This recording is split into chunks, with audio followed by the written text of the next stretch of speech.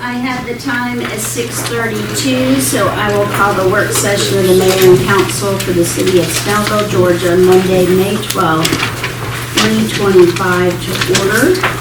We have a quorum, however, Carrie is absent.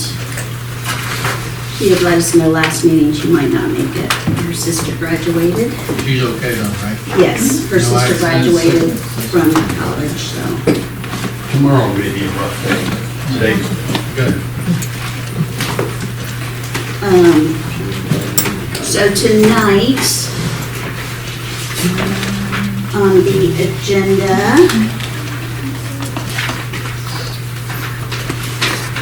I don't have anybody for the invocation. Somebody want to do the invocation?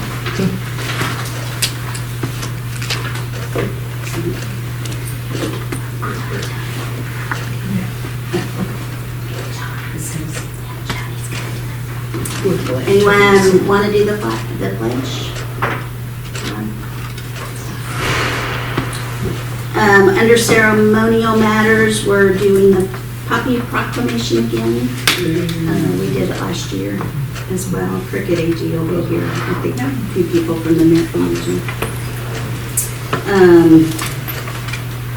We've got the minutes. Under invited guests, the HOA from Newton's Crest is going to be here. They've asked to do this in a council meeting. Melissa and I talked about it. They would like to give some awards to some of our department heads for the work that they've done to the city, and we thought that was That's nice. That's really nice. yeah, I mean, something unusual and good, a good thing to do. so what's Betty getting? Fool of the Year award. I thought I won that. So they're going to present a plaque to the police, public works, and code enforcement. Oh, that's very nice. Under old business, we have the Lenore Church Road rezoning. We did have the public hearing, I think, with the changes that were made. I don't see any reason why we need to have additional public comment. So we won't open the floor of public comments. And where we were, if y'all, just as a reminder, Todd had made a motion to approve, and then through the discussion, it was withdrawn. So we currently have no motion on the table. So when we open up that item, then we'll need to start with a motion. Were you going to say something? If it's appropriate, I'd like to ask Mr. Thompson some questions based on the email I sent out this morning. I'm going to recuse. We're going to talk about this case. Okay. Okay.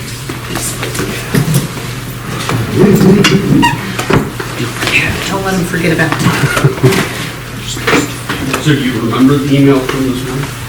It was this morning, I hope so. Oh, secret, top secret.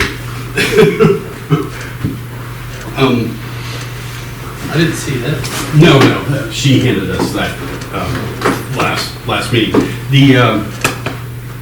Had a conversation with Ms. Krieger, who was representing a fair amount of the neighbors, and no, here it is. Okay. First thing was, initially I'd made a motion for a berm, and you and I discussed going to a planted buffer instead of that for various reasons. The issue, stop reading that, I need your brain, boy. You mean to hand me a... That's for your entertainment later. Her question was, as we do a planted buffer, if that means that you have to clear all the way to the property line, and her concern was if there are specimen trees or trees of great value on the adjacent property, she was worried about protecting the root structure of those trees.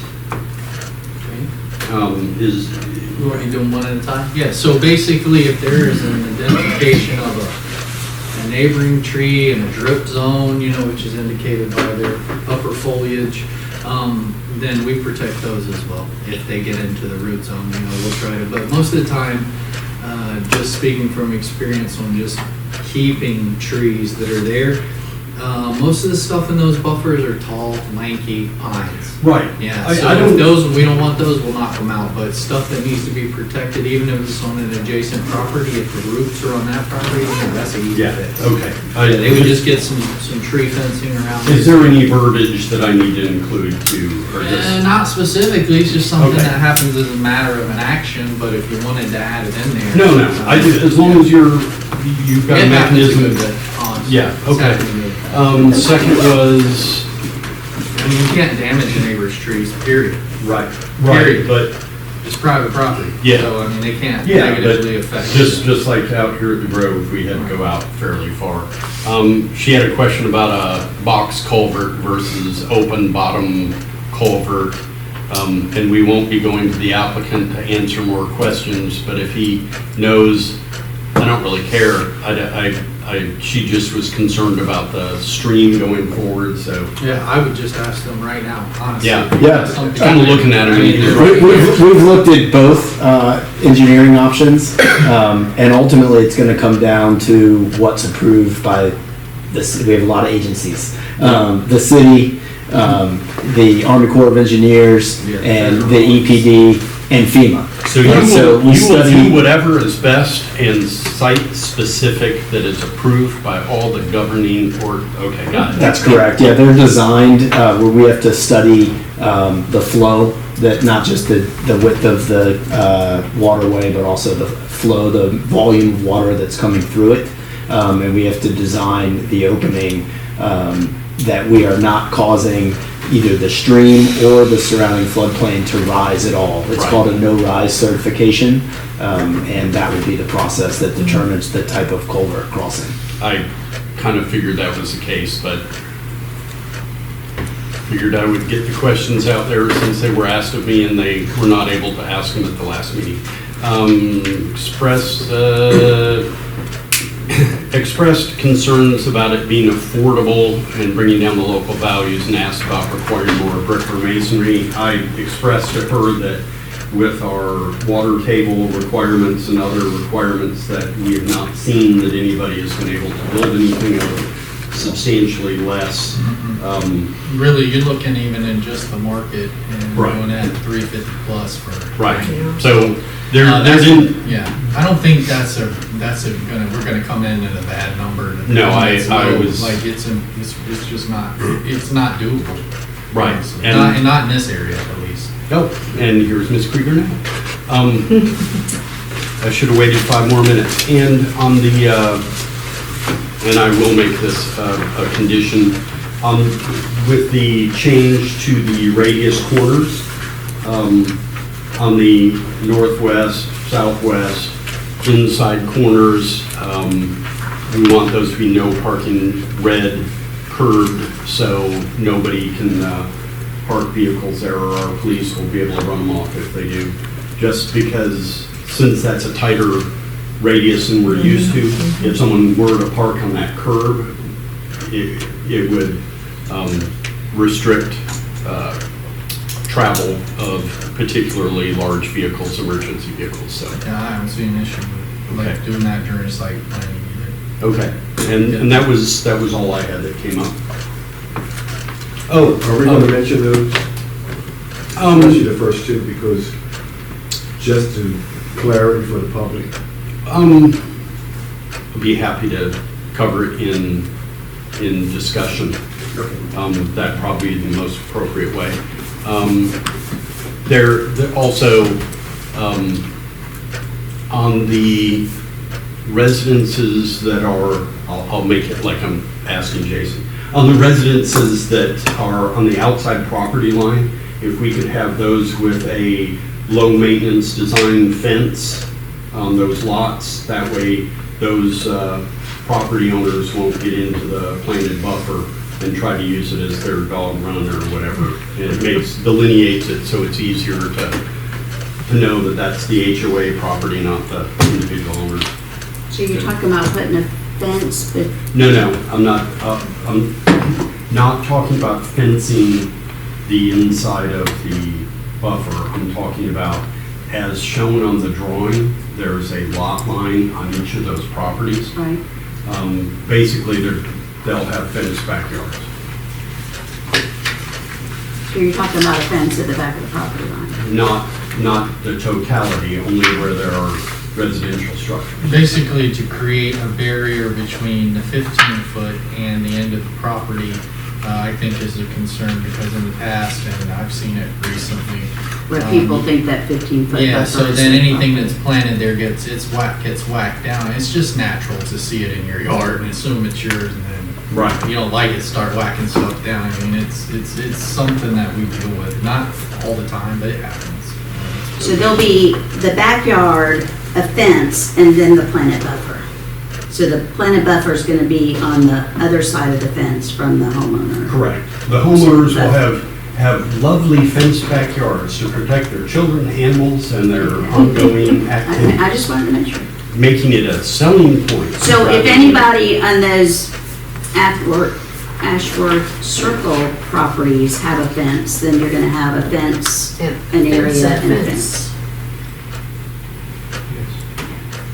Yeah, but the big thing is just, as Jason better elucidated, you keep people from co-opting the HOA property as their own. We tried different ways to manage that too. In the past, we've actually required that they issue a plat at the time of the closing that shows the buffer. We did that over at Saddlebrook, and it's mixed results, but their buffer is, most of their buffers at the bottom of a hard slope or at the top, so it's not as easy, but I think it's what's the name of the one above Carrington B, the little one on corner of Dogwood, and Mountain View. Those were ones that didn't have that separation, and the buffers have been completely mauled by every property they made their yard. So that's just an example of where it went wrong. And then there's another example where we tried to do it with a plat. It seemed to be okay. And the verdict, jury's still out on that one. And then the other option is what Todd's, basically proposing to create that separation. I'm just wondering if you're going in and doing a planted buffer and there's a fence on either side. The If HOA there's still two, gotta be that's there. going to create I feel like that creates an issue. If you've got one because then you create a little corridor. Right, of that's maintenance what I'm issues. saying, But then if the there's HOA not still one- gotta get in there and, If there's a private. Well, it's 15 feet, Yeah, so I think it's not like yeah. some of our other neighborhoods that we've had where there's a 3.5 foot space and someone has to figure out how to get in there and mow. right. And a planted buffer should not require the same level of maintenance as At least in the beginning years. landscape buffer. You want it to be a true buffer, and just looking at the aerials of the adjacent property on Google Maps, there does not appear to be any fence lines. There's no fence that's shown on any of the adjacent properties that abuts the development, so it should not become an issue.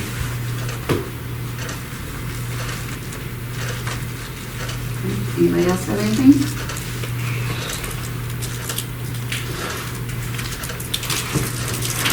All right. Under new business, we have the paving contract. Oh, yeah. Wait for Kristen to get back.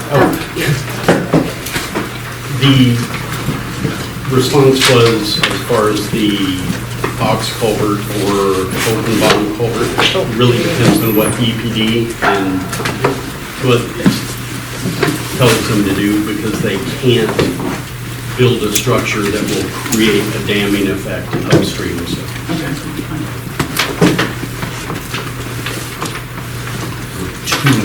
You're 2 minutes. Okay, so then under new business, we have the annual paving contract bid. Snell was the low bidder, so.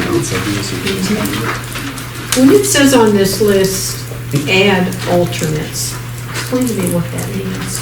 It's just a If we have extra money. There's extra money. Okay, then that's what I they thought, have some maybe, but I additional wasn't sure. streets that we can get on. So we've got prices for those, right? Yeah, and that's, so if you look at the bid tab, you're gonna see the base bid, which is, for all these highlighted yellow Right, streets. right. Then you got add alternate 1 and add alternate 2. So what we're proposing is the base bid and add alternate 2. Okay. Are the projects that we'll tackle for our annual paving for FY '25. So, I gotcha. and in that same vein, the unnamed street, is that the drive that goes between Presidential Circle and 124, or portion of that? No, it's between Presidential Circle and Tree Lane. Right there, when the county paved, they did Tree Lane. Gotcha. Didn't do that little street that cuts through up to the 12 Stone? Tollstone right there. Okay. Got a little connection there, right, near the intersection. Oh, that little one in between. You could cut, if you're going towards Trinity, you can cut across to Ooh, the so left we can name a street? into the, hey, sure, Tom. I did run into a car, I didn't run into a car. I didn't run into it, but I was going down Tree Lane past 12 Stone to go down to Sheridan, and there was a car coming the other way around the curve.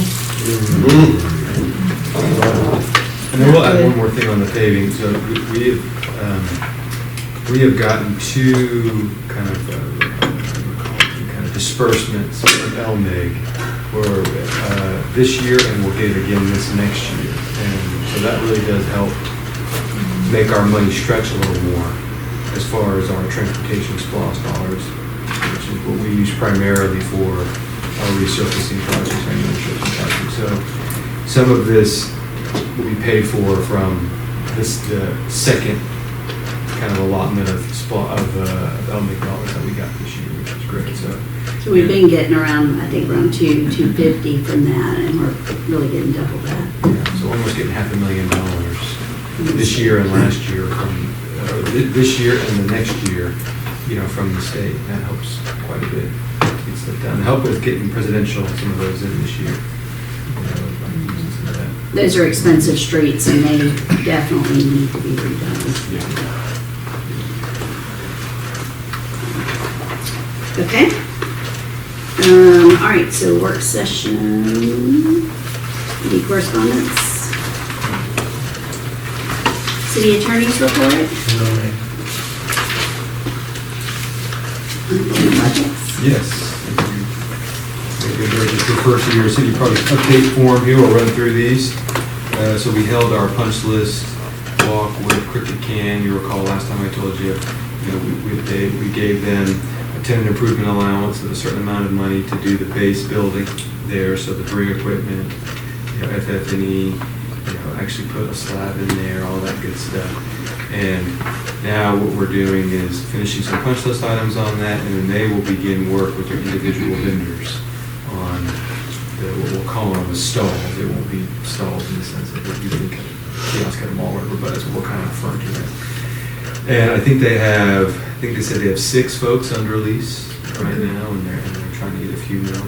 I think they've got 2 or 3 more spots left, but they'll have a pizza place, a Philly cheesesteak place, a Mediterranean place, and they'll start working with those folks to build out their little area, there. So I think they're having internal discussions right now on, do they open and try to sell some of their stuff without those open, or do they wait till they have a few of them open, and then, so we'll let them kind of dictate to us how they want this open. If they want to do just a brewery opening and then come back a few months later and do a brewery stall, kind of thing. Parkside's moving along. W Master and Plywood's moving along. Grove Taqueria is moving very slow. Is that, there was a woman from my church that gave me the 3rd degree today on the restaurants and, our favorite coffee building there at Wisteria. One of the restaurants, she was saying the concrete floor is all torn out. Is that right? Probably in the Grove Taqueria. That's not uncommon. Yeah, I mean, in fact, the market building was that way for the longest time, you know. when Okay. You know, if you recall going in, there was a greenhouse for almost 6 or 8 months, so there's Well, some. the market building, we didn't even pour the concrete Yeah, floor. until we knew who we had coming in. So there's plumbing, some other reasons Yeah, well, that's why what you don't. I told her it was Yeah. plumbing probably, or. Plumbing, other utilities as well. Yeah. You know, because you have to put those enough to be inspected, and then you cover them all up with the slab, and you don't want to do that until Until you know. you pass the You got it inspection right, and all. yeah. Yeah, Yep, well, she sure questioned me. yeah. Well, you can send her to me next time. Yeah. Yeah, because it does look a little unnerving. You Yeah. see a building with walls and a roof, but you don't see any floor. You know, we get it. Sidewalk improvements, so the final payout's under review by Larry and his team. City beautification and sanitation programming, so we've kept sanitation registration, the recycle program registration open for 1 more month, so if you haven't registered yet, please do. I did it Okay. before the first due date. Follow the mayor's example. Good job. Yeah. And, but this does kind of happen sometimes as Being a the good folks are, you know, they get the postcard, they read the stuff, and they go, I'll do it, and then they just don't. So David and his team are very well versed on kind of these folks that we'll call panicked when their recycle card gets picked up because they haven't paid us, you know, for the. One thing, so under input and development zoning guidelines, let's just talk about this for a minute. We've got Jason coming here, but you know, we're at a point where with that Scooter's copy, that was going to Scooter's copy is going to go in the corner of Wisteria, where we are not seeing movement on that. Johnny, you have any update on that, or we're just waiting? Yeah, the property owner has a signed lease from another Scooters, I believe it's the same owner as the one in Grayson, that is supposed to be coming in to get It's been like permits 16 months. transferred over to them and continue the process. So Yeah. I'm squeezing on them now. I'm about to squeeze him again. So we really need to ask your guys' input if you want to pursue kind of an abatement. Or we can just get the attorney to send that first letter. Yeah, kind of get That's that. basically what we're asking Get for, that a moving. little juice. We need a My little- next step is citations Yeah, so. or demolition, whatever. Yeah, that's the next one after. Juice, citations, and then knock it down. It won't get that far. We just need a heavier Well, we hand should get a to lot of send a letter. comments on it. Yeah. It's awful. I've seen enough. Yeah. I've seen enough. I've Is seen that enough. something we can just instruct Tony? I believe so. Ahead and I would get Resolution. that done tonight, I think. Can we get that done? Sure. A letter encouraging some action. That if we don't have some forward progress by the meeting of the 25th, that we will begin the abatement from This month, 27th. usually give them 30 days to get to shake it out, to get to the right people, because it's got to shake down the tree. Okay. Then we can be nice and say, we gave you 1 million plus 30 days, now it's coming down. You know, I mean, it'll work. It usually does. It cuts the process shorter. The citations are separate. The nuisance abatement process can is a cite little whatever. longer. It's good to start. Yeah. We go. But I've seen enough of the White House. It is a It's all nuisance. dude. I mean, it's right there on the road, Yeah. every It's time, been there it's forever. white. I get folks watching calls. Trust me. I've had enough. All right, then package sales, just we're still in the appellate court for that. We're just waiting for a response from the judge on that. Briscoe Park, so construction fencing's up, and site work will be in soon, so you'll start to see some earth moving down there. Most likely you'll see the outdoor basketball court, the first things that you see going. Looking through that. And then North and Wisteria, so the re-looking utilities, that's going to be an ongoing thing. And then they've installed quite a bit of storm drain on North Road going north. Yeah. So you've seen a lot of those pipes out Mhm. and backhoe and things like that. They're trying to hit a bad spate of weather the last 2 or 3 days. If they don't need rain tonight, they'll probably be on site tomorrow. They got a good job of keeping the roads open. It's been fairly painless so far.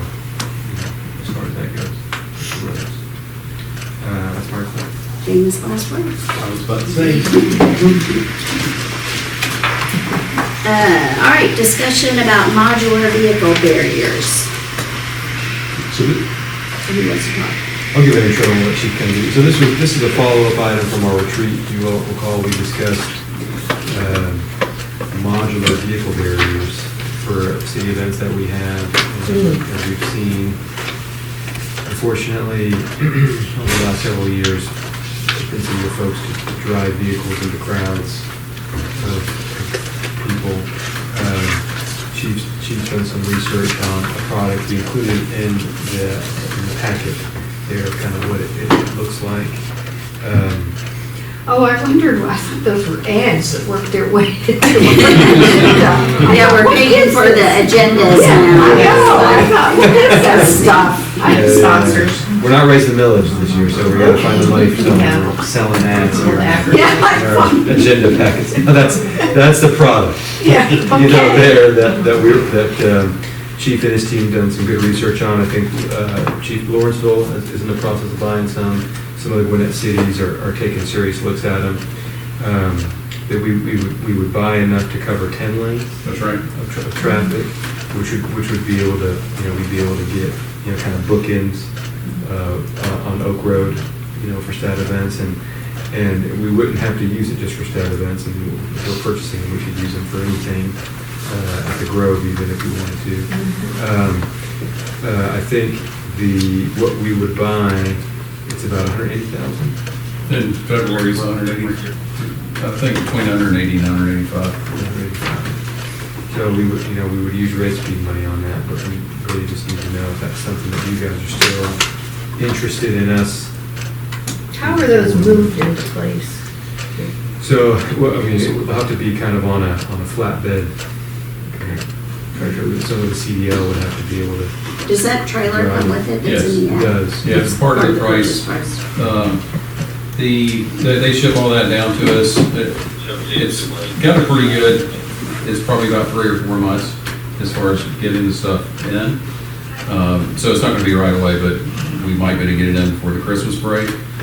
But if you look at the trailer, the 10-lane trailer is pretty big, and Public Works, Kelly's probably gonna have to hire Public Works people to bring those things in day of, get them out, set up, and then actually break them down at the end of the event. So I've already discussed a little bit, giving Kelly a heads up that she might have to have a little bit extra expense for Public Works people. Of course, Sadie's working like an off-duty job like a police officer would work. So, but these things, if you are able to get onto the website and watch the videos, there's no chance of cars making it through these things, at least not the same way that New Orleans happened. It's going to stop a car, and it's going to stop a box truck. Now, what's in the box truck, you can't prevent that kind of thing. But as far as a vehicle that's able to reach a location and continue and run people over, that's not going to happen here. At least if they get those. This is certainly our best effort. We're not going to be able to blockade every possible entrance into an event, at least the way ours is set up. But this certainly is more than a good faith effort to try to stop someone who could get some speed going, before they plow into a group of individuals in the event. So. It's about minimizing risk, it's not gonna eliminate risk. Exactly right, exactly right. It might discourage it too. Yes. Well, if someone sees that it isn't as easy to do, they'll go elsewhere. And it helps with the company, we had a district chiefs meeting, and this company came down. They're putting these in all of the State Department locations, a lot of the places overseas. But it's stopping a lot of drunk drivers too. So people who are not intending on crashing into your event actually get stopped by them. So, that's a good thing. We're going to have to can and people open carry from the area. It's a very legitimate reason. So do we need to place this on the agenda, or? Yeah, probably not this, we just wanted you all to be okay with the product and the price before Yeah, we, okay. we don't want to just put on the agenda soon, you guys are okay with it. Just want to make sure that the the sentiment for meeting these and warnings has not changed. And we'll go through the formal process to present them. What was Kelly's reaction, Greg? Was she okay with it? Yeah.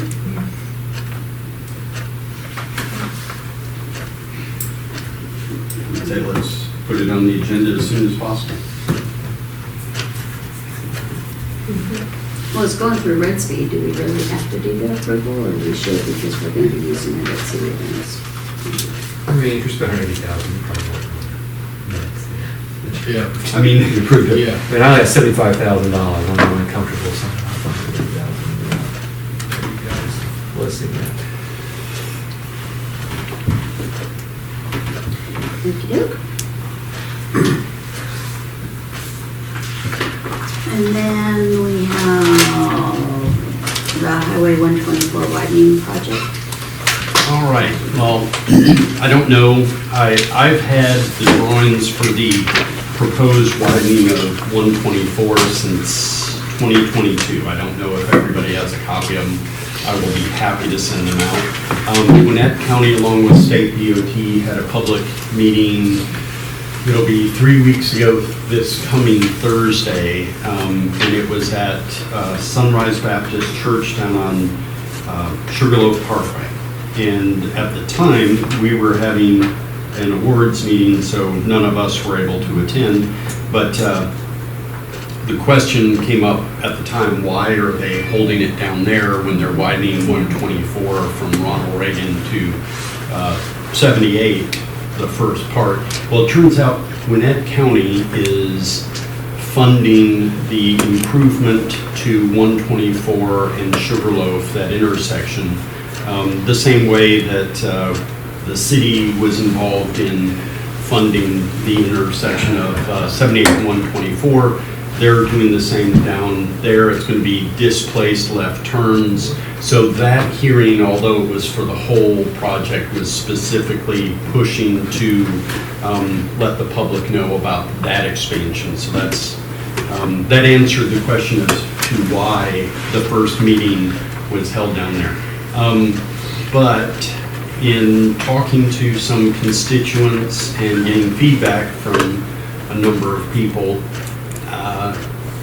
the project as it is designed is going to have very wide-ranging ramifications for the city of Snellville and our residents, and particularly our business community.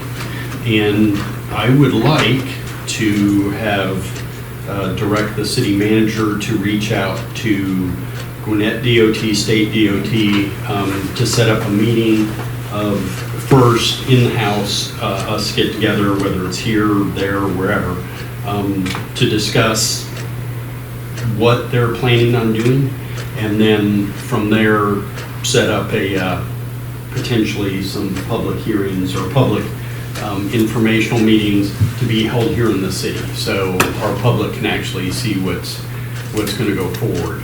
I understand that our good friends at Red Speed, not Red Speed, at Flock, have figured out a way, and they're working to make it live, to, instead of just being data readers that read the vehicle and the tag, they'll actually have tracking capability coming online within the next 6 to 8 months, which will, all of the design process that has gone into this probably over the last 10 years has been based on throughput, which is 45,000 cars cross this intersection in the course of a day, and it'll break down hour by hour. And then at the next intersection, there'll be 38,000, and they go through and they know how many cars pass a certain point, but they don't have any idea really where they're coming from or where they're going to.